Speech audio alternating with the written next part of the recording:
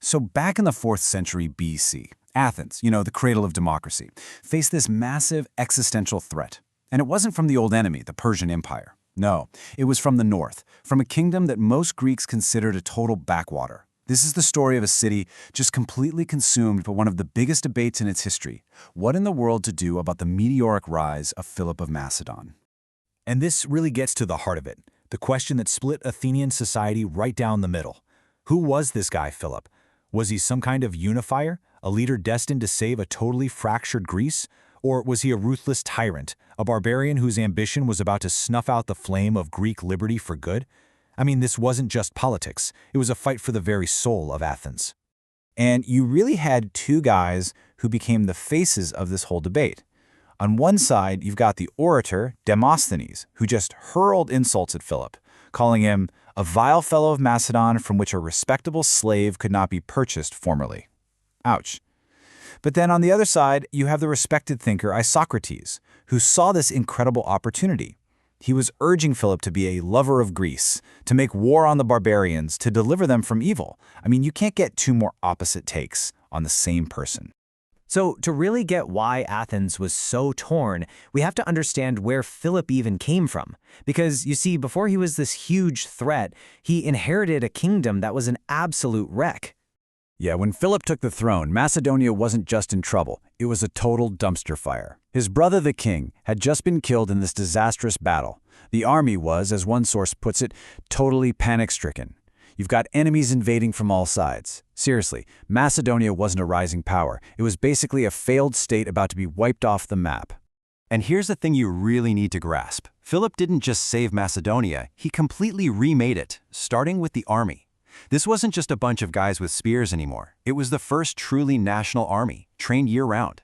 He brought in the terrifying 18-foot Sarissa pike, creating this unstoppable hedgehog of death on the battlefield. He added specialized guards for the flanks, and, this was radical, he started promoting guys based on merit, not just because of who their dad was. He built a professional, lethal fighting machine that the Greek world had literally never seen before. And that new army?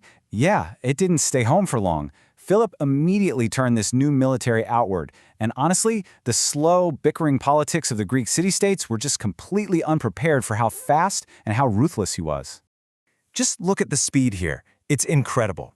In just 1 year, he goes from a kingdom on the verge of collapse to absolutely crushing the Illyrians. The next year, boom, he takes Amphipolis, a city Athens had wanted for ages. Then he grabs Patidea, and this is the real kicker, the gold mines of Cranides. These mines would eventually pour over 1,000 talents a year into his treasury, funding his army, his bribes, his whole ambition. In less than 4 years, he went from regent of a failing state to an absolute powerhouse.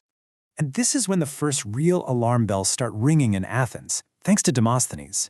In a series of speeches, he's begging the Athenians to help the city of Olynthus, which is in Philip's path. You see, he saw Philip not just as a great general, but as something way more dangerous.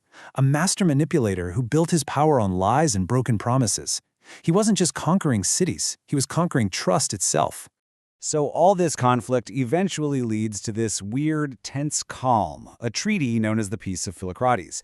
But for Demosthenes, this wasn't peace at all. It was just another one of Philip's strategic tricks.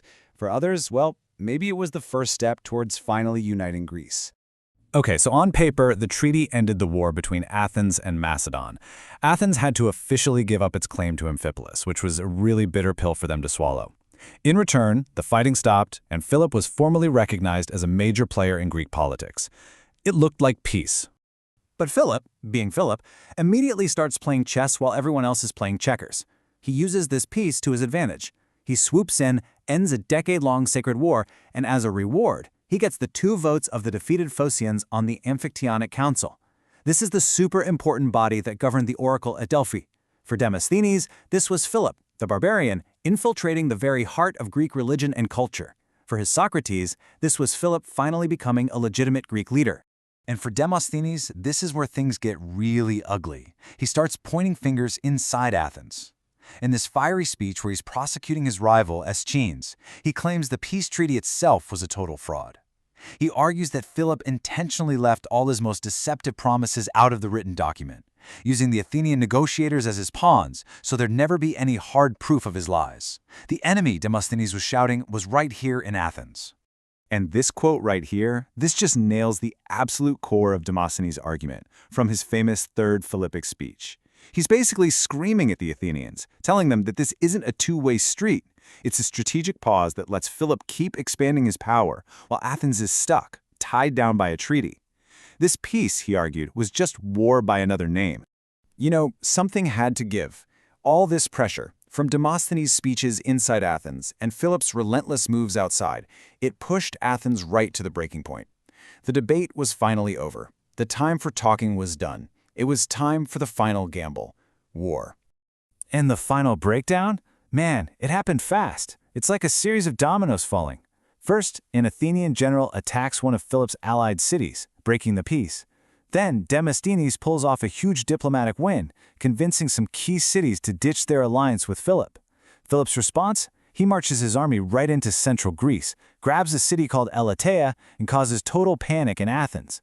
In one last, desperate move, Demosthenes himself races to Thebes and actually convinces Athens' old enemy to join them for one last stand. And it all comes to a head at the Battle of Chaeronea in 338 BC.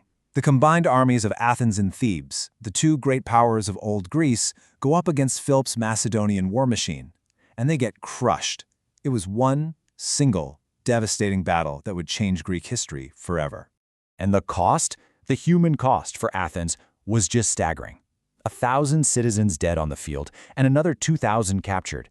Now, for a city the size of Athens, that's a catastrophic blow to its manpower and its spirit. But what Philip does next, wow, just a masterclass in political strategy. He treats the two defeated cities completely differently. Thebes, who fought alongside Athens, gets punished brutally. Leaders executed, a Macedonian garrison moves in. But Athens, his loudest, most stubborn enemy for years, he treats them with shocking kindness. He sends their prisoners home without even asking for a ransom and offers them a treaty of friendship. It was brilliant and brutal. Punish one to warn everyone else while trying to win over the biggest prize. Okay, so after all that, after this total victory for Philip, let's circle back to our original question. What was the verdict? Was he the savior that Isocrates dreamed of, or was he the tyrant that Demosthenes warned everyone about? And now we see Philip's endgame. He calls a big meeting at Corinth and forms a new Hellenic League. Basically, all the Greek states, except for the Spartans, who were always stubborn, are united under his command. And their grand purpose? A massive invasion to punish the Persian Empire. This was the exact pan-Hellenic crusade that Isocrates had been writing about for decades. Which brings us right back to the heart of that whole Athenian debate. With Philip now the undisputed master of Greece, had Demosthenes been proven completely wrong, or had his absolute worst fears come true? Well, the crazy kind of tragic thing is, history proved them both right.